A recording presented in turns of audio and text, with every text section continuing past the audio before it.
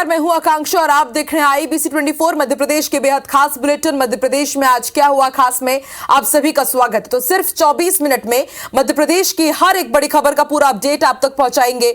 शुरुआत करते हैं डिंडौरी से। मिल रही सड़क अनियंत्रित होकर पलट गई है। हादसे में एक महिला की मौत हुई है, 4 गंभीर रूप से घायल हुए हैं। 7 बजे की 2 बड़ी खबर हम आपको बता रहे हैं। ये बस अमरकंटक से उज्जैन जा रही थी। सिमरिया तिराहे के पास यह हादसा हुआ है, कोतवाली थाना क्षेत्र का मामला। और दूसरी बड़ी खबर आप धार से देख रहे हैं। यहां युवक की खंबे से बांधकर पिटाई की गई है। 3 लोगों ने युवक के साथ मारपीट की है। सरिया चोरी के आरोप में इस युवक की पिटाई हुई। ये वीडियो वायरल हो रहा है। पीथमपुर सेक्टर 1 थाना क्षेत्र का मामला है। पुलिस ने 3 आरोपियों को इस पूरे मामले में गिरफ्तार किया है। तो 2 तस्वीरें। पहली तस्वीर डिंडौरी की 7 बजे की 2 बड़ी खबर है। बस में करीब 40 लोग सवार थे। यहां पर एक यात्री बस हादसे का शिकार हो गई।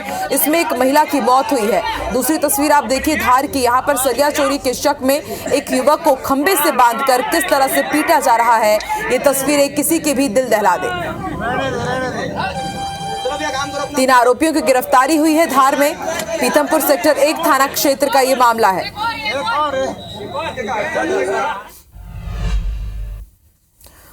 और इस वक्त रुक करते हैं बड़ी सियासी हलचल का। दिल्ली में प्रधानमंत्री नरेंद्र मोदी के आवास पर एक बड़ी बैठक चल रही है। सीएम के नाम पर सस्पेंस के बीच ये बड़ी बैठक।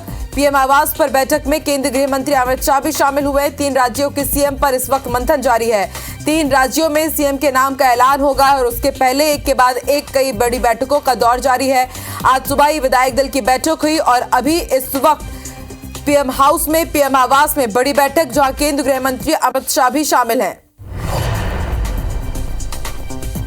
तो सीएम के नाम पर सस्पेंस के बीच ये बड़ी बैठक। 3 दिसंबर को नतीजे आए। 3 राज्य मध्य प्रदेश, छत्तीसगढ़ और राजस्थान में नए सीएम का ऐलान होना है। और ऐसे में सबकी नजरें टिकी हुई कि आखिर केंद्र नेतृत्व, आला कमान क्या फैसला लेता है, किस नाम पर मुहर लगती है।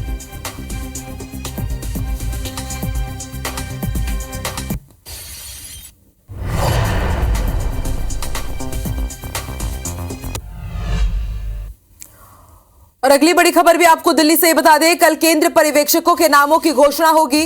बीजेपी 3 राज्यों के लिए नाम घोषित करेगी और ये पर्यवेक्षक यानी कि ऑब्जर्वर विधायक दल की बैठक कराएंगे और फिर उसके बाद विधायक दल का नेता चुना जाएगा। तो कल ऑब्जर्वर्स की घोषणा हो जाएगी। अभी इस वक्त जैसा कि हमने आपको जस्ट जानकारी दी कि पीएम आवास में बड़ी बैठक चल रही है और माना जा रहा है कि कल केंद्र पर्यवेक्षकों की नियुक्ति भी हो जाएगी।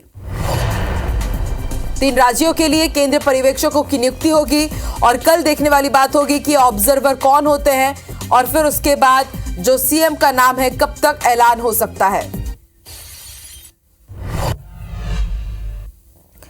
अगली बड़ी खबर भोपाल से। बीजेपी के राष्ट्रीय महासचिव कैलाश विजयवर्गीय का बयान सामने आया है। सीएम और कैबिनेट को लेकर के कैलाश विजयवर्गीय ने कहा है कि रविवार को सीएम और मंत्रिमंडल के समीकरण सामने आ जाएंगे। सीएम कौन होगा उसको लेकर आलाकमान फैसला करेगा। मध्य प्रदेश, छत्तीसगढ़ में मोदी मैजिक से हमें बेहद बड़ी जीत मिली है।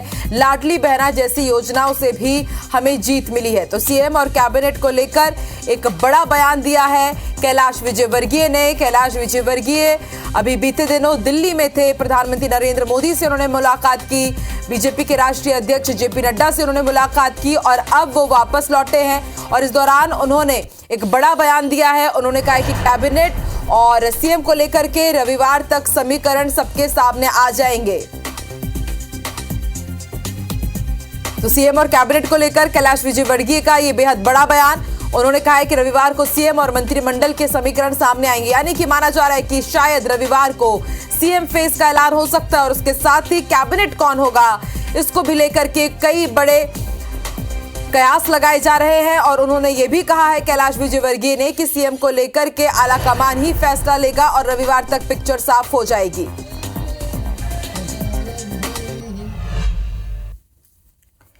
भांडेर से कांग्रेस के विधायक फूल सिंह बरैया ने प्रदेश में विधानसभा चुनाव प्रचार के दौरान यह दावा किया था कि भाजपा को इन चुनावों में 50 से भी कम सीट मिलेगी। अगर इससे ज्यादा सीट मिलेगी तो वो अपना मुंह काला करवा लेंगे। अब इसी वचन को पूरा करने फूल सिंह बरैया भोपाल में अपने समर्थकों के साथ रैली की शक्ल में राजभवन के लिए निकले। पुलिस ने रोशनपुरा चौराहे पर बैरिकेडिंग कर फूल सिंह बरैया और उनके समर्थकों को आगे बढ़ने से रोक दिया। बरैया के समर्थक चुनाव में ईवीएम के इस्तेमाल पर रखे लोग रोक लगाने और संविधान की रक्षा करने की मांग करते हुए नारेबाजी कर रहे थे। बरैया के समर्थन में दिग्विजय सिंह भी रोशनपुरा चौक पहुंचे और यहां पर समर्थकों की नारेबाजी के बीच दिग्विजय सिंह ने फूल सिंह बरैया से प्रतीकात्मक रूप से काला टीका लगवाया। वहीं मामले पर भाजपा का कहना है कि जनता ने अपना बहुमत देकर कांग्रेस और कांग्रेस के नेताओं का ही मुंह काला कर दिया है। अब फूल सिंह बरैया मुंह काला करे या ना करे, इससे कोई फर्क नहीं पड़ता।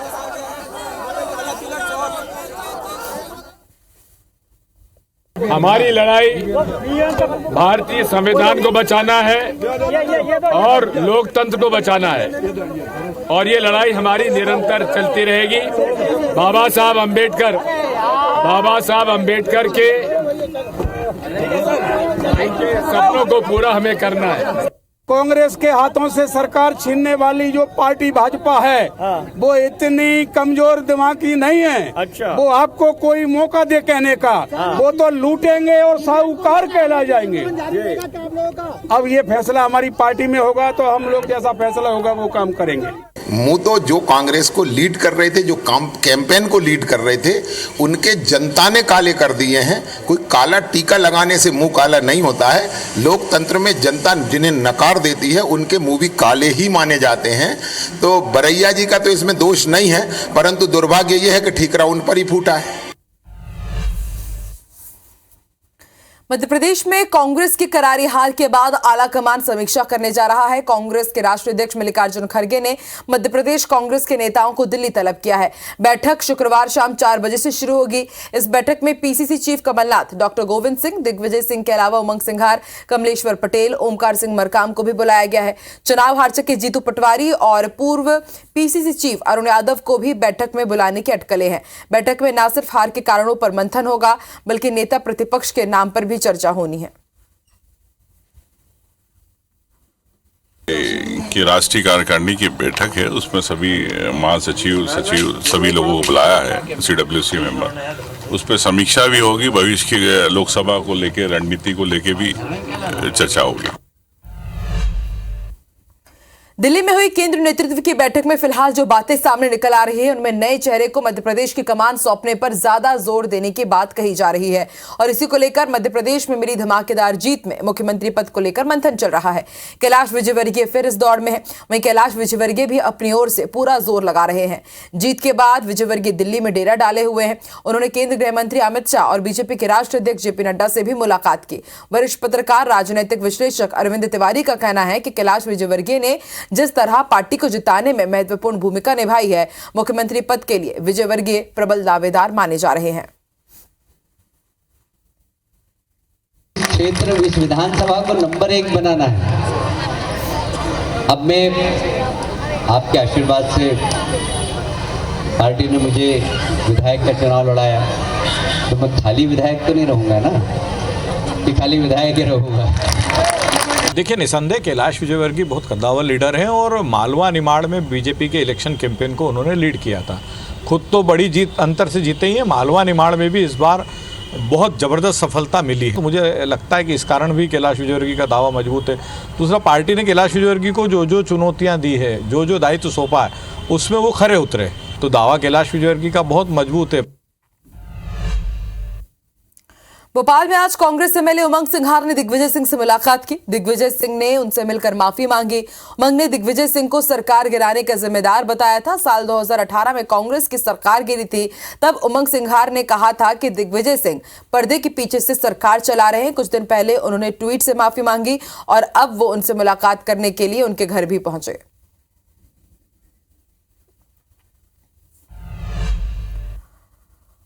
वहीं से कांग्रेस प्रत्याशी जीतू पटवारी का एक वीडियो वायरल हो रहा है, जहां जीतू पटवारी महिला के हाथ से फूलों का थैला छीनते हुए नजर आ रहे हैं।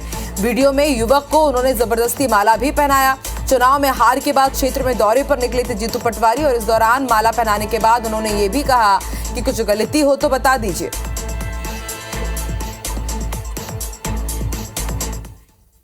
तेरा स्वागत तू क्या गलती हो गई हो तो बता दो। कोई गलती नहीं हुई है, कोई गलती ये लो, तो ये तेरा स्वागत करणी सेना के अध्यक्ष सुखदेव सिंह की हत्या के खिलाफ मध्य प्रदेश में भी विरोध प्रदर्शन जारी है और आज ग्वालियर में करणी सेना और राजपूत समाज के लोगों ने गोला का मंदिर चौराहे में जमकर प्रदर्शन किया। इस दौरान प्रदर्शनकारियों की पुलिस से झड़प भी हुई। प्रदर्शनकारियों ने 24 घंटे में हत्यारों को गिरफ्तार कर उनका एनकाउंटर करने की मांग की है। बता दें कि सुखदेव की 5 दिसंबर को जयपुर में हत्या कर दी गई थी। पुलिस ने हत्या के 2 आरोपियों की पहचान कर ली, जिनमें से एक सेना का जवान बताया जा रहा है।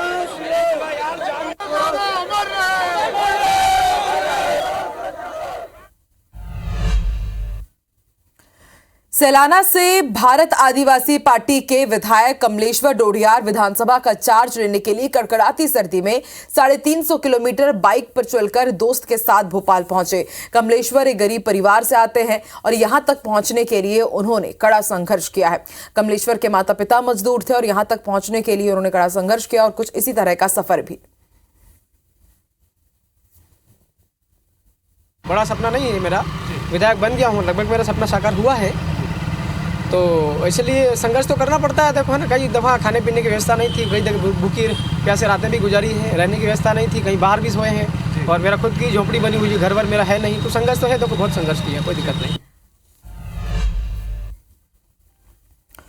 इसी बीच बड़ी खबर आपको भोपाल से बता दें, आतंकी अबू फैसल को आजीवन कारावास की सजा सुनाई गई है। जेल ब्रेक मामले से जुड़ी हुई बड़ी खबर हम आपको बता रहे हैं। पुलिसकर्मियों को जान से मारने की कोशिश की थी।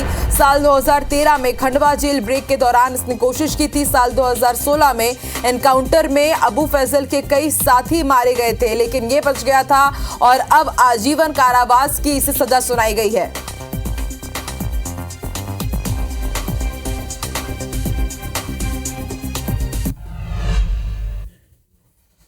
और विदिशा का रुख करते हैं। यहाँ मूक बधिर लड़की के साथ छेड़छाड़ का मामला सामने आया। 2 बदमाशों ने छेड़छाड़ की है। एक आरोपी को स्थानीय लोगों ने पकड़ा और उसका सिर मुंडवा दिया। एक आरोपी अब भी फरार है। रामलीला चौराहे की यह घटना है। तो इस वक्त की बड़ी खबर हम आपको विदिशा से बता रहे हैं, जहां मूक बधिर नाबालिग के साथ छेड़छाड़ का मामला सामने आया है। 2 आरोपी उसके साथ छेड़छाड़ कर रहे थे। एक आरोपी को स्थानीय लोगों ने पकड़ लिया और उसका सिर मुंडवा दिया। वहीं जो दूसरा आरोपी है वो फरार है। पुलिस उसकी तलाश कर रही है। जबलपुर में LIC के रिटायर्ड अधिकारी से ब्लैकमेलिंग कर पैसे वसूलने का मामला सामने आया है। यहां 2 आरोपियों ने रिटायर्ड अधिकारी का न्यूड वीडियो वायरल करने की धमकी देकर उससे करीब 69 लाख रुपए ऐंठ लिए। मामले में पीड़ित ने मदन महल पुलिस थाने में शिकायत दर्ज कराई, जिसके बाद पुलिस ने केस दर्ज कर आरोपियों की तलाश शुरू कर दी है। का रुख करते रहवासियों के खिलाफ निगम ने मोर्चा खोल दिया है।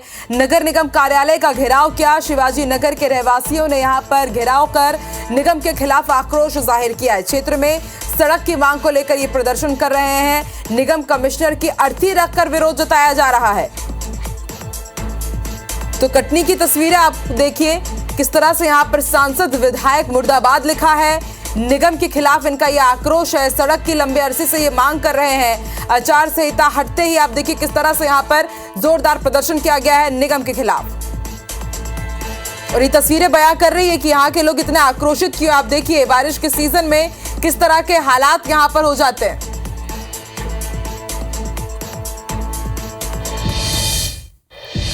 अशोकनगर के चंदेरी ललितपुर के बीच बनी राजघाट चौकी पर वाहनों से अवैध वसूली का मामला सामने आया है, जिसका वीडियो सोशल मीडिया पर वायरल भी हो रहा है। मामले को गंभीर मानते हुए पुलिस अधीक्षक अमन सिंह राठौड़ ने संबंधित पुलिसकर्मी को तत्काल प्रभाव से निलंबित कर दिया है। लेकिन मैं नहीं मांगी आपसे, चवन नहीं, ठीक है। मुरैना जिले की टोंगा पंचायत के सरपंच के बेटों की गुंडागर्दी सामने आई है। निर्माण कार्य में भ्रष्टाचार की शिकायत पर जांच करने गई टीम के साथ सरपंच के 2 बेटों ने अभद्रता कर दी। दरअसल टोंगा पंचायत के पूर्व सरपंच ने शिकायत करते हुए आरोप लगाया था कि वर्तमान सरपंच ने उसके द्वारा कराए गए निर्माण कार्यों की राशि फर्जी तरीके से निकाल ली। इसके बाद CEO ने इंजीनियर ब्रजेश भदौरिया और भारत पचौरी को जांच के लिए मौके पर भेजा, लेकिन जब दोनों अधिकारी वहां पहुंचे तो सरपंच के बेटे अश्विनी और चेतन शर्मा उनको देखकर भड़क गए और विवाद करने लगे। साथ ही पूर्व सरपंच के लोगों से भी मारपीट करने लगे। ग्रामीणों ने जब दोनों को पकड़ा तो उनके पास से एक लोडेड पिस्टल भी मिली। फिलहाल शिकायत पर पुलिस ने आरोपियों के खिलाफ केस दर्ज कर लिया है। जांच जारी है। जबलपुर सेंट्रल जेल में 10% कमीशन का खेल उजागर हुआ है। यहां पहरेदार ही बंदियों के परिजनों से 10% कमीशन लेकर पैसे पहुंचा रहे थे। सेंट्रल जेल के 2 बंदियों के बीच पैसों के लेन देन का वीडियो सामने आया है। इसमें एक बंदी 5000 रुपए देकर जेल के भीतर 450 रुपए पहुंचा रहा है।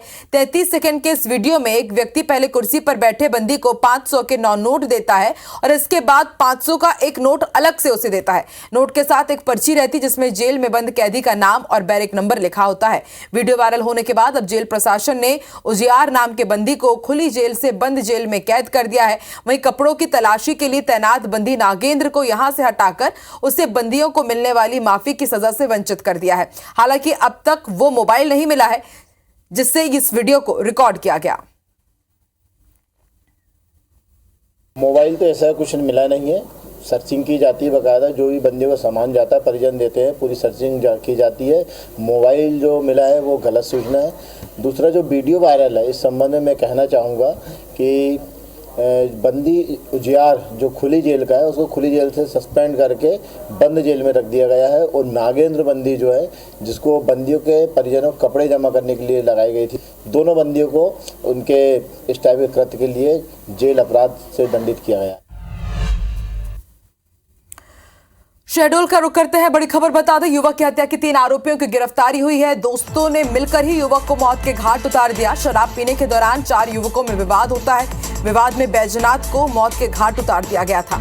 युवक को सेप्टिक टैंक में फेंककर उसके दोस्त फरार हो गए थे। बुढ़ार थाना क्षेत्र के नौगई गांव का यह मामला है।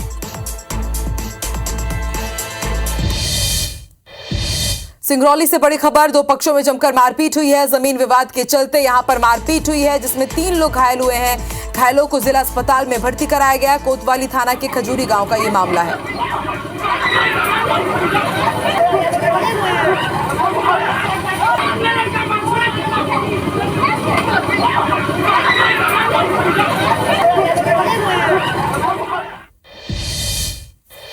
और शहडोल से बड़ी खबर आपको बता दें, मौसम को देखते हुए स्कूल के समय में बदलाव हुआ है। सुबह 9 बजे से अब स्कूल खुलेंगे।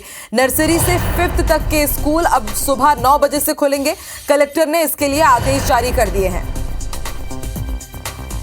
तो शहडोल से बड़ी खबर, परिजनों के लिए और छोटे बच्चों के लिए ये राहत, क्योंकि अब इनके स्कूल की टाइमिंग्स चेंज कर दी गई है। सुबह 9 बजे से अब स्कूल खुलेंगे। नर्सरी से 5वीं तक के स्कूलों के लिए ये आदेश जारी कलेक्टर ने कर दिए हैं।